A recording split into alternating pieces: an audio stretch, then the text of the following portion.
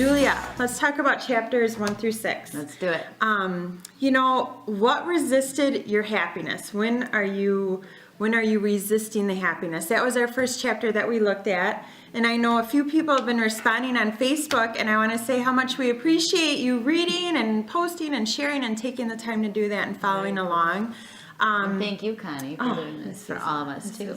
This is a great eye-opener for sure. And then they talked about what makes you happy. I mean, we have Miss Carol coming in. The doors are being knocked on. So what makes you happy? So you're going to talk about what resisted your happiness when you feel that something, when did you feel that, Julie? Like, when do you feel that your happiness is not coming through, and what makes you happy?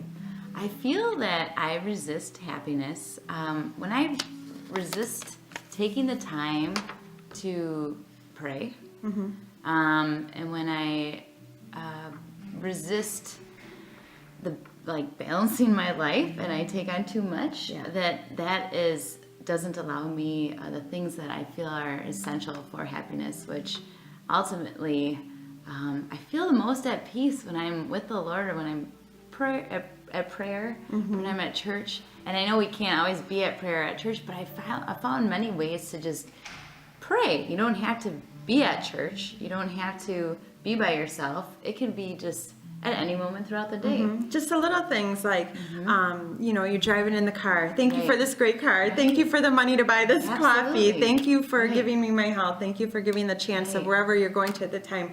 Take the little times to pray. And we were talking last time, like there's the rookie prayer where they say, please let us win the lottery. Please let us do that. And then there's the prayer where you just start being of gratitude. Thankful. And then there's that complete prayer of holiness where you just feel the excitement and you just thank the Lord for everywhere you're at that moment. Absolutely. And sometimes I feel like moments of just silence too, whether it's in the car or at home or wherever it is, those can be such powerful moments. And there were a couple other things, like they were talking about how you find things that make you happy.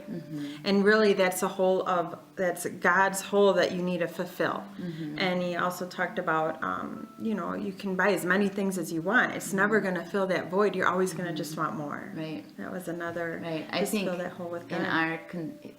We live, our society, we're so full of consumers and let's buy things, and if we reach this point, then we'll be happy, or if we get this, then we'll be happy.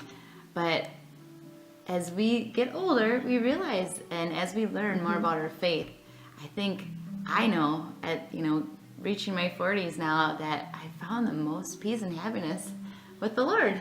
And he wants you to be in the here and now. Right. When you're with this person, be in the here and now. Don't worry about yesterday or tomorrow. Just be in the moment, be here in the now, and be thankful and be grateful of wherever you are at that moment. Is that learning experience to trust in him and get wherever you're supposed to be. Absolutely. Trust in the Lord is such a big thing. Another really cool thing was restlessness.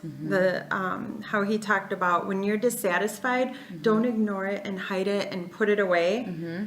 Focus on that restlessness, on that dissatisfaction. That's what it was, the dissatisfaction, and focus where he wants you to be at that time. Yeah, I think it's true, because we have to honor our conscience and our feelings.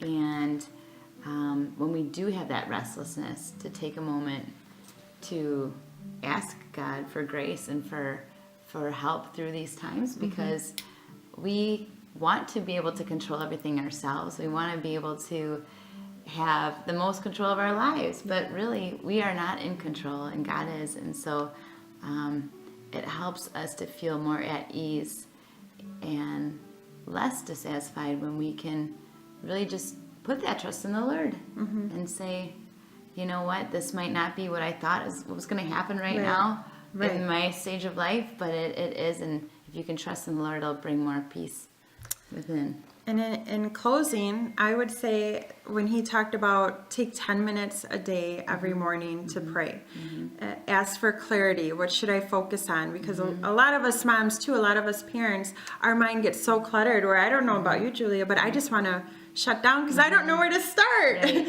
But when you start that morning with the 10 minutes of prayer, asking God for clarity, give me direction on how I can serve you better, direction on what you want me to do to give me the best version of myself.